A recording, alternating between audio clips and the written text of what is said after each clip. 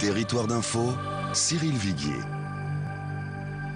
Bonjour et bonne journée, bienvenue dans la matinale d'info de Public Sénat et de Sud Radio avec la presse quotidienne régionale.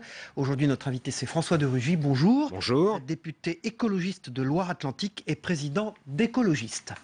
Pour vous interroger ce matin à mes côtés, bonjour Véronique Jacquier de Sud Radio et Mickaël Zamès de Public Sénat. Bonjour Mickaël. Bonjour à tous. François de Rugy, la mobilisation des taxis se poursuit aujourd'hui. Le Premier ministre Manuel Valls nomme un médiateur. Faut-il demander aux taxis de cesser cette grève ?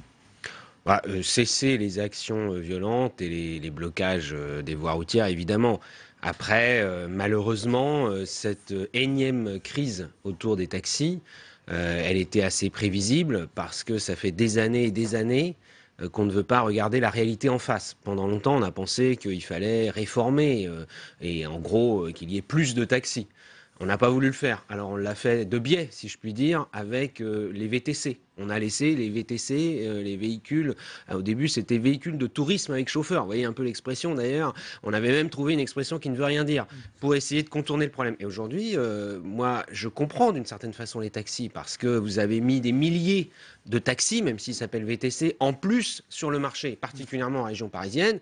Au bout d'un moment, même si le nombre de courses s'est développé, ça ne fait pas un revenu suffisant pour tout le monde, surtout pour ceux qui ont acheté une licence, parfois 200, 250 000 euros.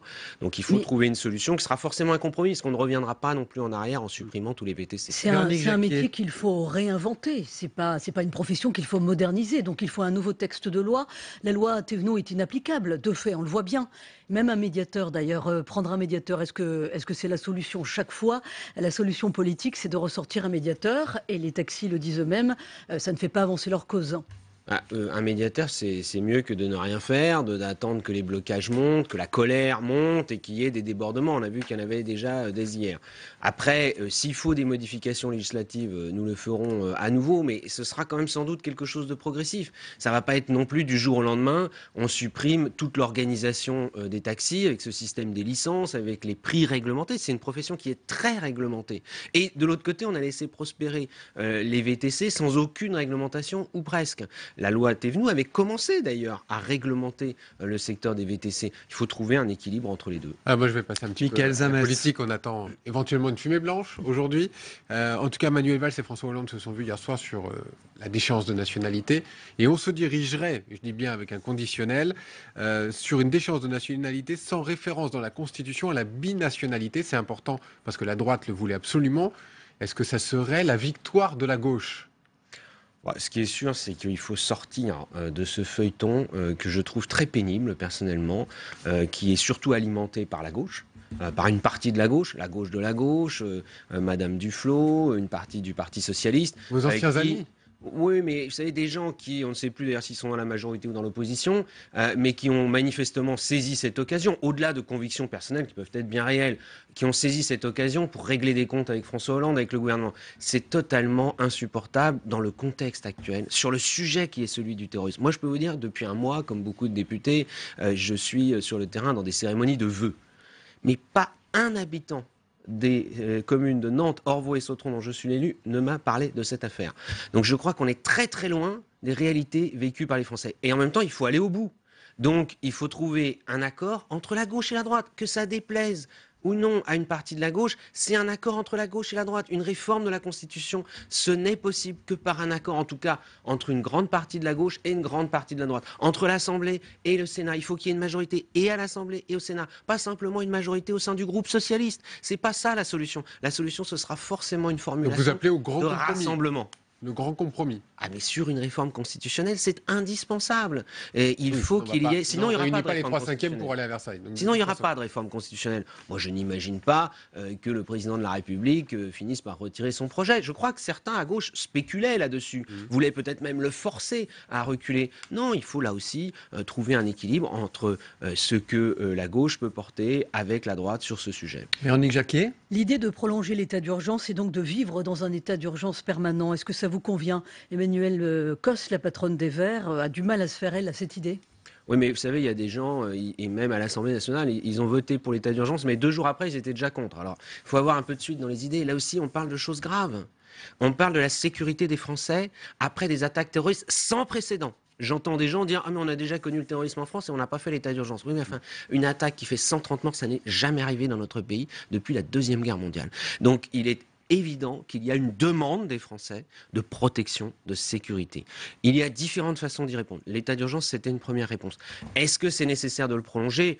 Moi-même, je n'ai pas de certitude sur le sujet, mais ce que je sais, c'est qu'il y a un projet de loi qui doit être adopté en Conseil des ministres la semaine prochaine. On dit loi Cazeneuve-Taubira parce que c'est une loi qui est à la fois pour des nouveaux moyens à la police, nouveaux moyens à la justice, procédure pénale révisée.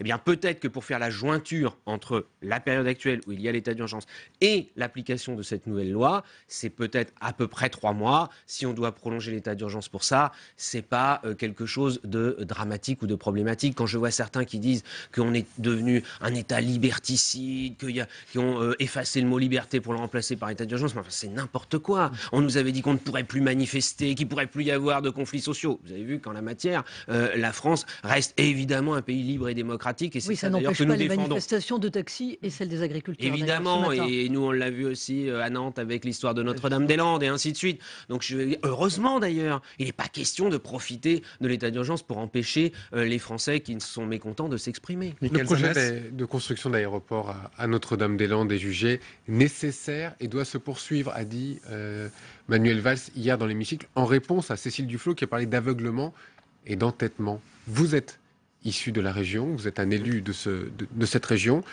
Quelle est votre position, vous, sur Notre-Dame-des-Landes ? Là aussi, je dis sortons des postures, parce que le Premier ministre, je lui ai dit après d'ailleurs, a répondu avec la fermeté qu'on lui connaît. Et je pense qu'il a pris aussi un certain plaisir à répondre directement à Cécile Duflot. J'imagine que vous aussi, vous avez trouvé du plaisir alors dans cette réponse. Non, parce qu'il n'a pas donné de date par ailleurs sur le démarrage du chantier, puisque maintenant on dit, c'est vrai, d'un point de vue du droit, le chantier pourrait démarrer. Oui, mais là, ça fait des années qu'il aurait pu démarrer. S'il n'a pas démarré depuis des années, c'est pas pour rien. François de Rugy, là, il y a des faits, c'est-à-dire que la justice a ordonné l'expulsion de familles historiquement installées sur le site, et ça doit se faire dans un délai de 2 mois, sauf qu'on sait très bien que ces gens ne vont pas partir d'eux-mêmes. Donc la balle est dans le camp du gouvernement. Qui est subtile, parfois, n'a pas fixé d'astreinte financière, c'est-à-dire qu'elle a dit, voilà, et le droit, c'est qu'il y ait des expropriations, mais en revanche, les personnes concernées, on ne va pas les étrangler financièrement pour leur mettre une pression, donc c'est une responsabilité politique. Mais vous savez que c'est plus subtil que ça. Les écologistes sur place disent qu'il faut qu'on entre dans une désobéissance citoyenne. Alors que répondez-vous à ces écologistes ? Moi, j'ai fait une proposition, et avec d'ailleurs 7 autres députés écologistes, nous avons signé un courrier à Manuel Valls il y a 10 jours, et je le redis, un moratoire politique, que l'on décide vraiment, on ne dit pas c'est le calendrier juridique, ceci, cela. Non, on décide 1 an, 2 ans, pendant lequel on remet à jour toutes les données économiques et écologiques sur ce projet. Vous vous rendez compte que l'enquête d'utilité publique, elle a été faite en 2006. Il y a 10 ans. La déclaration d'utilité publique, elle a été signée en 2008. Il y a 8 ans. Aujourd'hui, quand même, les données économiques et écologiques ont changé sur un projet comme celui-là.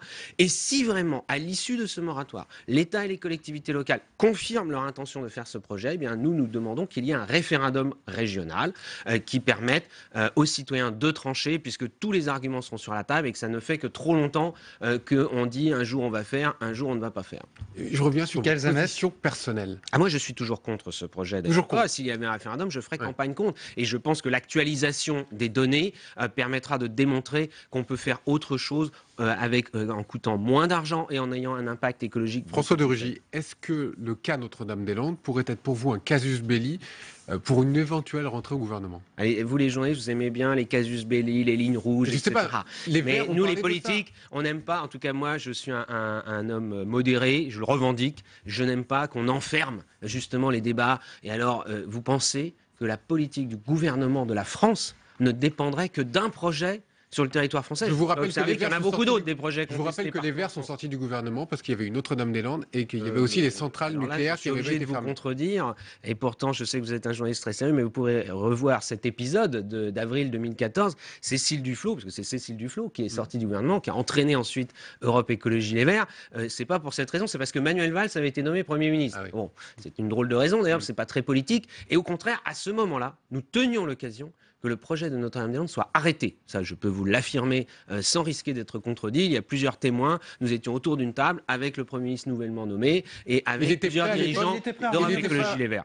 Et donc, à ce moment-là, une occasion a été manquée sur ce sujet-là, comme sur d'autres. Vous parliez du nucléaire, c'était également sur la table. Et ça, c'est la responsabilité de LV d'avoir raté ce rendez-vous et depuis, d'ailleurs, dans l'impuissance la plus totale. Parce que si le fait de sortir du gouvernement a pu faire avancer les dossiers écologiques dans notre pays, vous aurez bien du mal à le démontrer. Si Notre-Dame-des-Landes se fait, c'est à cause de Cécile Duflot? Non, mais c'est parce que il y a d'abord des élus locaux et nationaux de gauche et de droite qui sont majoritairement pour. Ça, c'est une réalité.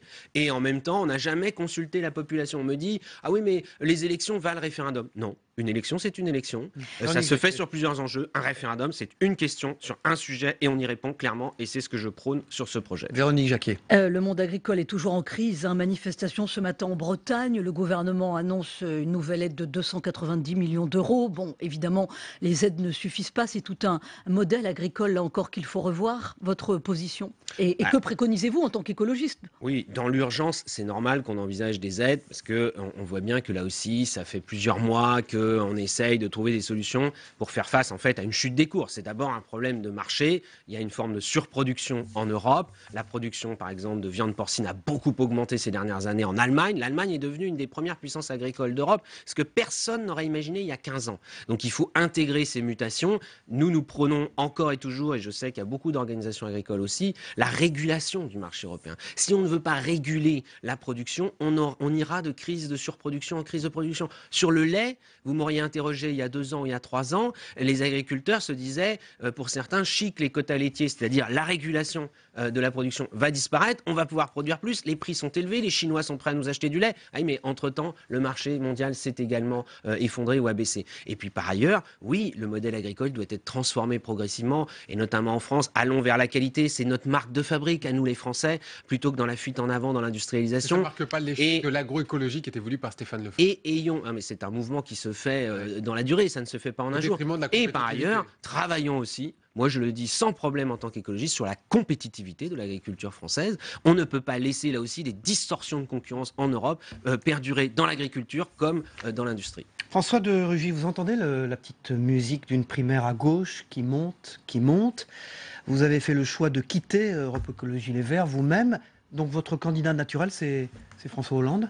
Moi, je vais vous dire, sur la primaire, j'ai toujours été pour. Mais à une époque où les signataires de l'appel, non seulement n'en parlaient pas, mais n'en voulaient pas. Mais après une primaire, il faut que ce soit sur des bases claires. Et ça doit être une primaire de rassemblement. Et ce qui m'étonne un peu, c'est que certains partisans de la primaire, je crois que c'est un peu le bal des hypocrites. Parce que quand je vois Madame Duflot ou Monsieur Laurent, secrétaire national du Parti communiste, être favorable à la primaire, mais dire immédiatement « Ah mais ça peut pas être François Hollande le candidat », ah ben c'est étrange.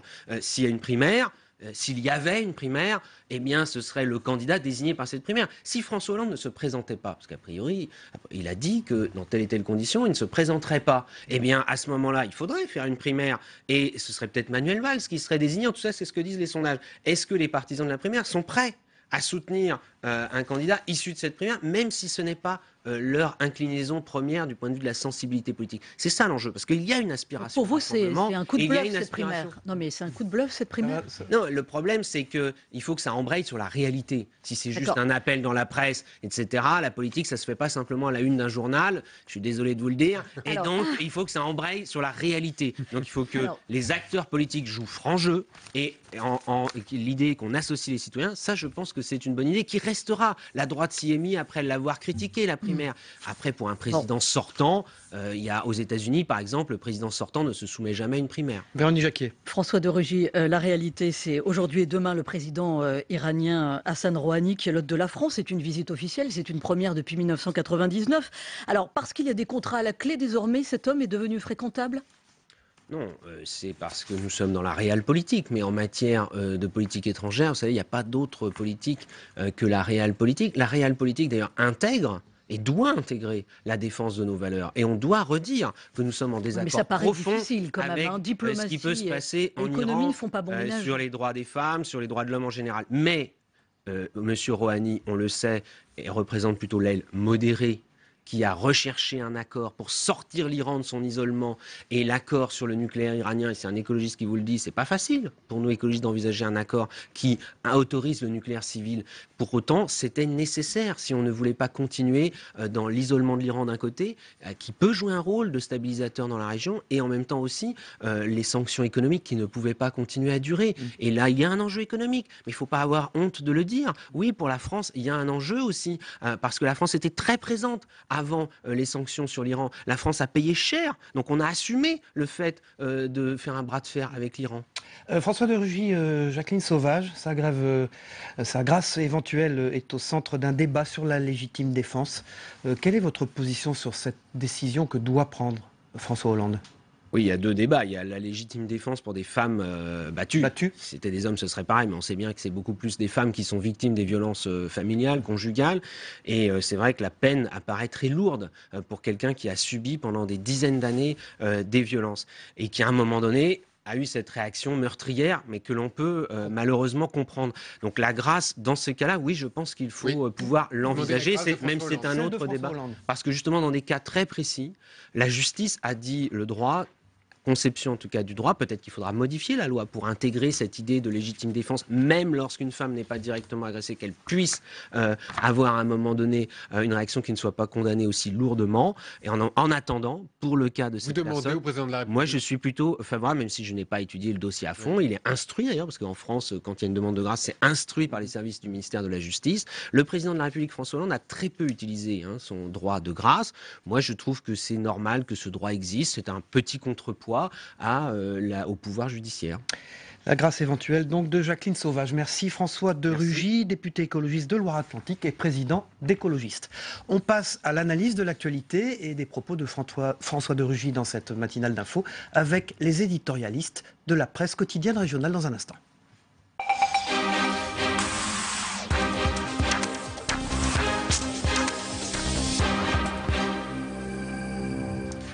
Voilà, bonjour. Aujourd'hui, j'accueille Guillaume Doyen du Parisien, responsable des éditions locales de ce même journal, le Parisien aujourd'hui en France, et Jean-Michel Elvig de la République des Pyrénées du groupe Sud-Ouest. Bonjour Jean-Michel. On démarre ce débrief des propos de François de Rugy et de l'actualité par la mobilisation des taxis qui continue en Ile-de-France. Manuel Valls nomme un médiateur. Alors faut-il que cette grève cesse ? François de Rugy a dit « S'il faut des modifications législatives, nous les ferons ». Écoutez, ce qui m'a particulièrement intéressé, c'est qu'il n'y a pas que des taxis français dans le mouvement. S'y sont associés des Belges, des Espagnols, des Italiens. Le problème n'est pas français. Le problème, il est devenu européen, voire mondial. Donc je ne crois pas qu'un médiateur, qu'une loi française suffira à régler la question du beurre. En tout cas, la loi Thévenoud, il fut notre invité d'ailleurs en début de semaine dans cette matinale, ne plaît ni à la droite ni à la gauche, Jean-Michel Elvig. Oui, ça plaît à personne, mais c'est pas d'ailleurs forcément un signe qu'une loi est bonne si elle convient à personne. Généralement, c'est qu'elle sert à rien. Et là, en l'occurrence, non seulement elle déplaît, mais en même temps, elle est difficilement applicable. De toute façon, c'est un problème de fond qui dure depuis des années. Je crois que c'était en 2010, Jacques Attali qui avait eu une idée. C'était une commission pour la libération de la croissance déjà, et il disait qu'il fallait que l'État rachète les licences. Pour faire progressivement disparaître ces licences de façon à pouvoir multiplier les plaques de taxi. Comme ça, on aurait fait disparaître ce système sans léser ceux qui ont acheté très cher leurs plaques et pour moderniser un système de taxi qui effectivement ne fonctionne pas et donc s'expose à des concurrences de type Uber Pop. Guillaume Doyen, on l'a vu souvent d'ailleurs dans le Parisien, dans la réaction des lecteurs, il y a quand même un problème de mauvaise réputation des taxis. Il y a eu un problème d'image ces dernières années lié à cette profession ? Il y a eu un problème d'image que les taxis sont en train de prendre en compte d'ailleurs. Si vous en prenez en région parisienne régulièrement, vous voyez que reviennent parfois maintenant des intérieurs plus propres, des taxis petite bouteille d'eau une petite offerte. bouteille d'eau, etc. Donc il y a un problème de service aussi qu'on voit clairement apparaître dans les réactions de nos lecteurs. On passe à la déchéance de nationalité, puisque c'est une préoccupation qui continue d'agiter énormément le monde politique. Alors pour les binationaux, pas pour les binationaux, Jean-Michel Helvig, ce matin, il y a des interrogations liées à une rencontre entre François Hollande et Manuel Valls hier au soir. Donc ils essayent de s'en sortir en confiant au juge de faire une sorte de peine complémentaire. En fait, comme il l'a dit, je veux dire, en dehors d'un cercle assez restreint, brillant mais restreint, disons, d'intellectuels de gauche ou d'une gauche militante, personne ne comprend ça. Pourquoi tout d'un coup la déchéance de nationalité est une horreur alors que c'était déjà dans le Code civil? Pourquoi on dit c'est épouvantable l'inégalité entre les uns et les autres alors qu'elle existait déjà entre les naturalisés, pas les naturalisés? C'est non seulement très difficilement compréhensible en dehors d'un certain cercle, mais en même temps, l'application de tout ça est assez... ça n'est qu'un problème politique derrière. François de Rugy, qui était l'invité de cette matinale d'info tout à l'heure, disait « Il faut sortir de ce feuilleton pénible », critiquant au fond ainsi ses anciens amis, Guillaume Doyen. Oui, notamment Cécile Duflot. Alors une bonne partie de l'interview, il a envoyé des missiles en direction de Cécile Duflot. On l'a tous remarqué, à tout propos, d'ailleurs. C'est assez clair. Il y avait quelque on va chose parler Notre-Dame-des-Landes après, c'était très clair. Il y avait quelque chose d'assez amusant. Donc oui, il l'a dit, il l'a répété, il faut sortir de ce débat. Et comme le dit mon confrère... la gauche a réussi à s'enferrer sur cette question de déchéance de nationalité qui n'interviendrait, rappelons-le, qu'après une condamnation définitive pour des faits de terrorisme d'une gravité certaine. Jean-Michel Helvig, on passe à Notre-Dame-des-Landes, là aussi un dossier chaud, le combat continue. Manuel Valls dit le chantier est nécessaire et François de Rugy parle de moratoire politique. On remet à jour les données écologiques et économiques, a-t-il dit.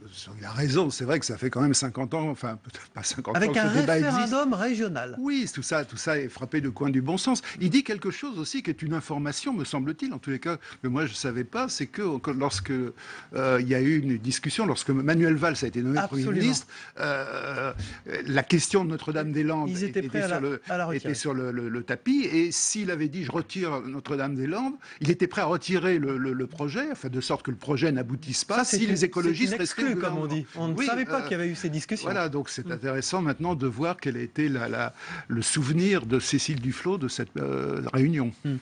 Vous disiez que vous l'avez trouvé très agressif. Non, il n'est pas agressif. Critiquant beaucoup ses anciens amis. Madame Duflot singulièrement, voilà, sur la plupart des dossiers. Vous pensez que c'est lié à son désir dont on parle beaucoup d'entrer au gouvernement ? Ce qu'il a dit concernant Notre-Dame-des-Landes, c'est que hors du gouvernement, les écolos ne pourraient rien faire. Ce qu'il a avancé là, oui, effectivement, c'est une petite exclue. Valls prêt à retirer le dossier s'il réussissait à s'entendre sur une présence gouvernementale, je l'ignorais. C'est une forme de deal qui était prévue ? Oui, c'est une forme de deal. La justice n'a pas à fixer d'astreinte financière aussi, a-t-il dit. Donc il n'y a pas de délai au fond. Non, mais ce qu'il propose là, c'est un enterrement de première classe. C'est de revenir sur tout recalculer. Et en 2017, je ne suis pas convaincu que Manuel Valls et Jean-Marc Ayrault seront en position de faire Notre-Dame-des-Landes. Un sujet... L'illustration de la formule de Cueil n'est pas de problème qu'une absence de solution ne finisse par résoudre. Le fameux docteur Cueil. Absolument. Il reste 2 minutes. Rapidement, France-Iran, tout est oublié pour qu'on puisse faire du business. Ça y est, j'ai vu que les Italiens ont même camouflé les seins sur les statues, sur le passage du président iranien Hassan Rouhani. Guillaume Doyen. Oui, alors effectivement, l'anecdote peut faire pleurer ou rire, mais surtout, les Iraniens sont quand même redevenus un partenaire pour nous dans une région qui est extrêmement déstabilisée, qui passe maintenant pour un partenaire solide. C'est de la réelle politique, comme on dit, Jean-Michel Helvig. La politique internationale. Et François de Rugy a pointé ça. Peut-elle être autrement que réaliste? Sinon, dans la région, je ne vois pas quel État quel chef d'État vous pouvez fréquenter les yeux fermés.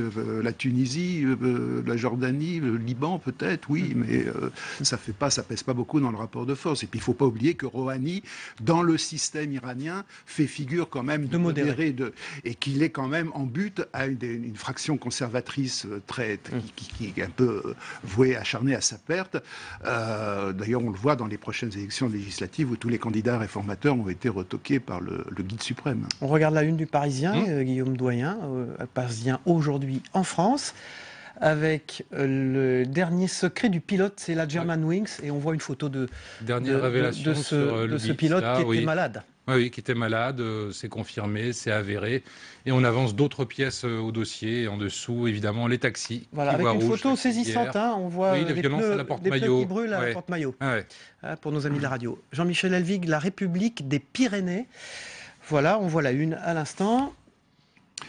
C'est Canard. Canard, casse-tête pour répartir les 130 millions. Avec, pour nos amis de la radio, des photos de canards en une. Oui, enfin, là, du canard, c'est aussi le foie gras. Enfin, tout à l'heure. C'est une filière économique. Voilà, c'est une filière économique très importante pour la région. Tout à l'heure, François de Rugy parlait des aléas du marché. Là, c'est les problèmes des aléas sanitaires, puisque c'est lié à la grippe aviaire.